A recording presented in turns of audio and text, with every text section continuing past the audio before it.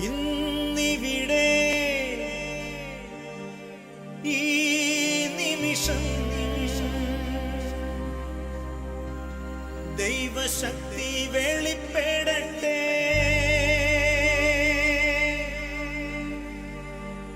ഇന്നിവിടെ ഈ നിമിഷം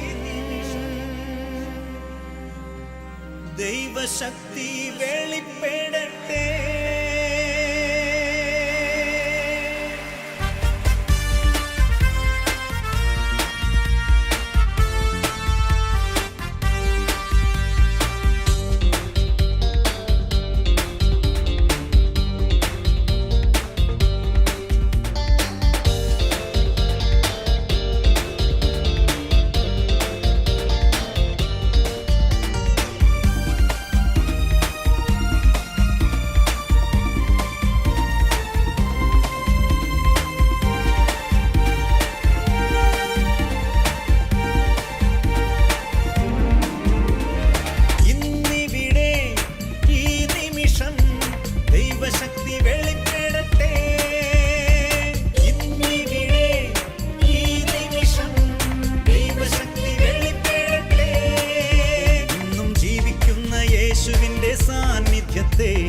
ജനതകൾ കണ്ടിടട്ടെ.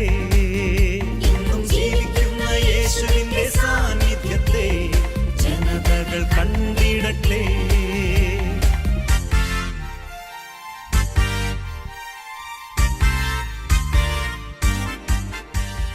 സ്നേഹമുള്ളവരെ, മരുതോങ്കര ബൈബിൾ കൺവെൻഷനിലേക്ക് എല്ലാവരെയും വളരെ സ്നേഹത്തോടെ സ്വാഗതം ചെയ്യുന്നു. കഴിഞ്ഞ 13 വർഷങ്ങളായി മരുതോങ്കര ഫൊറോനയിലെ 4000-ലധികം കുടുംബങ്ങളിൽ ദൈവസ്നേഹത്തിൻ്റെ സുവിശേഷ സന്ദേശവുമായി കയറിയിറങ്ങി എല്ലാവരെയും ഈ ദേവാലയത്തിലേക്ക് കൂട്ടിക്കൊണ്ടുവന്ന് വചനവിരുന്നൊരുക്കുന്ന ഈ വലിയ ദൈവാനുഭവ വേളയ്ക്ക് എല്ലാവിധ ആശംസകളും നേരുന്നതോടൊപ്പം എല്ലാവരെയും സ്നേഹത്തോടെ ഈ മഹാവിരുന്നിലേക്ക് സ്വാഗതം ചെയ്യുകയാണ്.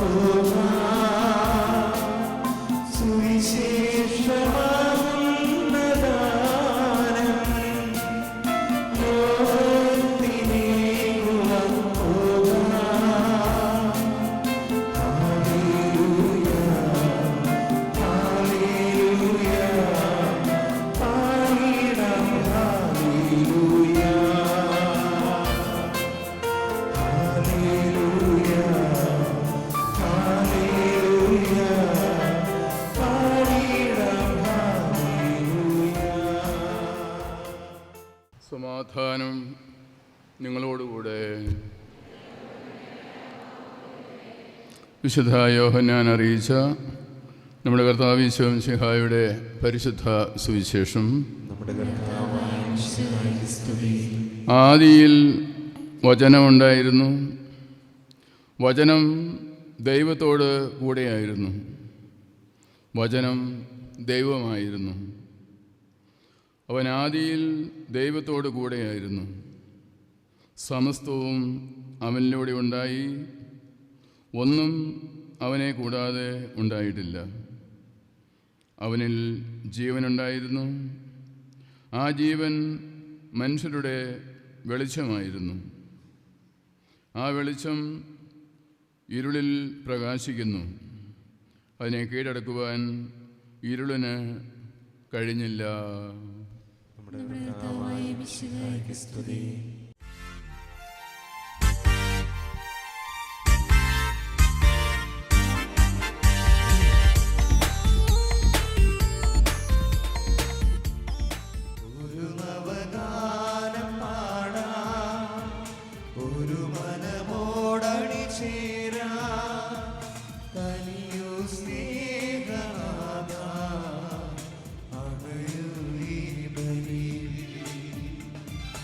I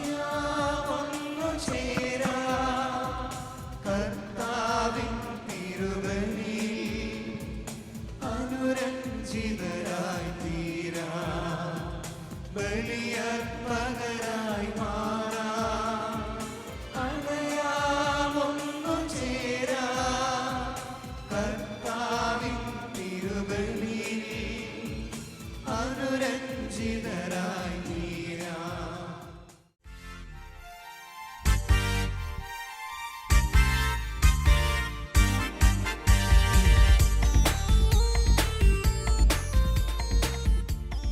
രാജാവിൻ തിരുമുൻപിൽ കീർത്തന മധുവായി ഞാനതൊഴുകിടട്ടെ. യജ്ഞമനുഗ്രഹപൂരിത കവിത തുരിക പോലെ നാമിപ്പോ. താതനും അതുപോൽ സുതനും പരിശുദ്ധാത്മാവിനും സ്തുതി ഉയരട്ടെ.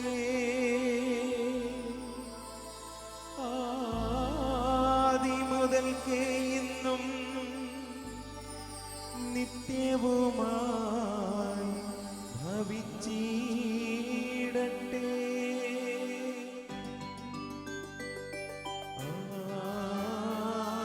ആമേൻ. ഹല്ലേലൂയ പാടിടുന്നേ. ഹല്ലേലൂയ ഹല്ലേലൂയ ഹല്ലേലൂയ പാടിടുന്നേ. ഹല്ലേലൂയ ഹല്ലേലൂയ. പരിശുദ്ധ സുവിശേഷം ശ്രവിക്കാം. സമാധാനം നിങ്ങളോടുകൂടെ. വിശുദ്ധ ലൂക്കാ അറിയിച്ച നമ്മുടെ കർത്താവ് ഈശോ മിശിഹായുടെ പരിശുദ്ധ സുവിശേഷം.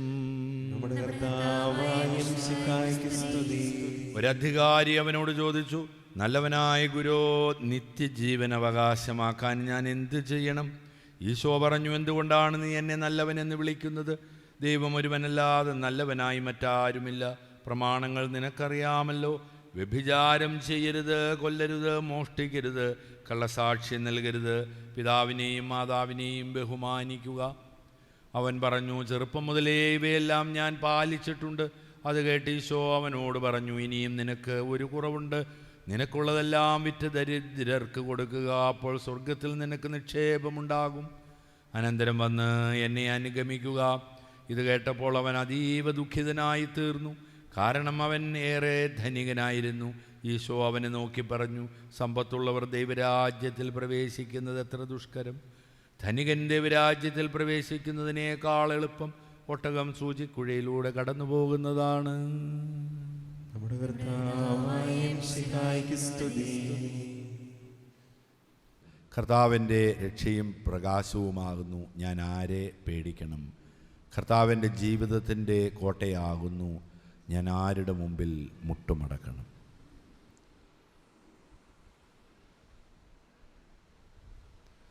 മിശിഹായിൽ ഏറ്റവും ബഹുമാനപ്പെട്ട വൈദികരെ, സമർപ്പിതരെ, പ്രിയപ്പെട്ട മാതാപിതാക്കളെ, സഹോദരി സഹോദരന്മാരെ, വാത്സല്യമുള്ള കുഞ്ഞുങ്ങളെ, എല്ലാവർക്കും നല്ല ഒരു കൺവെൻഷൻ സ്നേഹപൂർവ്വം ആശംസിക്കുകയാണ്.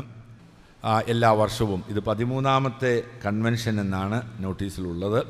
13 വർഷം നമുക്ക് എല്ലാ വർഷവും ഒരുമിച്ച് ചേരുവാനും ദൈവത്തെ സ്തുതിക്കുവാനും എല്ലാം സാധിക്കും.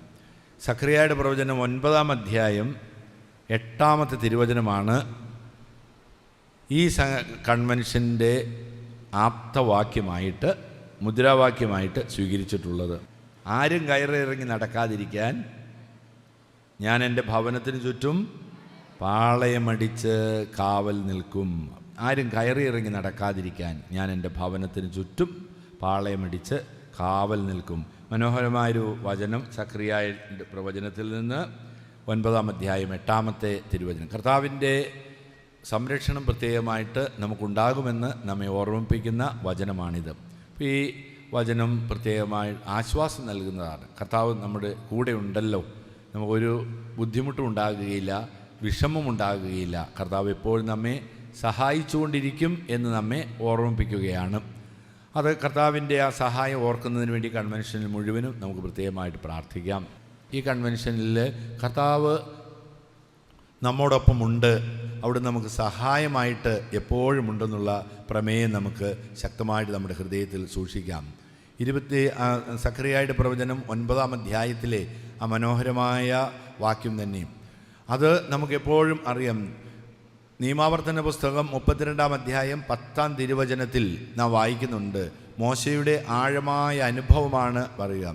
മരുഭൂമിയിൽ നിശബ്ദത ഓരിയിടുന്ന മണലാരണ്യത്തിൽ അവൻ എന്നെ കണ്ടെത്തി, വാരിപ്പുണർന്നു, കണ്ണിലെ കൃഷ്ണമണി പോലെ സൂക്ഷിച്ചു, വിരിച്ച ചിറകുകളിൽ എന്നെ സംവഹിച്ചു. അപ്പോൾ ദൈവത്തിൻ്റെ അനന്തമായൊരു സ്നേഹം എന്നും നമ്മോടൊപ്പമുള്ള ഒരു സ്നേഹമാണ് ഇവിടെ സഖറിയായുടെ പ്രവചനത്തിൽ വളരെ ശക്തിയോടുകൂടി കൃത്യതയോടുകൂടി നമ്മുടെ മുൻപിലേക്ക് അവതരിപ്പിച്ച് നമുക്കായിട്ട് നൽകുന്നത്.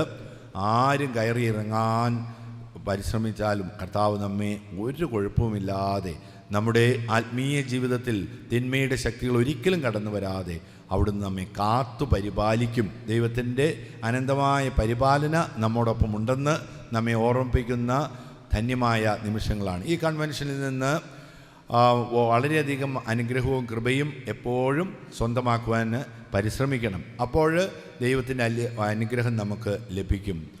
ആത്മാവിൽ എളിമയും അനുതാപവും ഉണ്ടായിരിക്കുകയും എൻ്റെ വചനം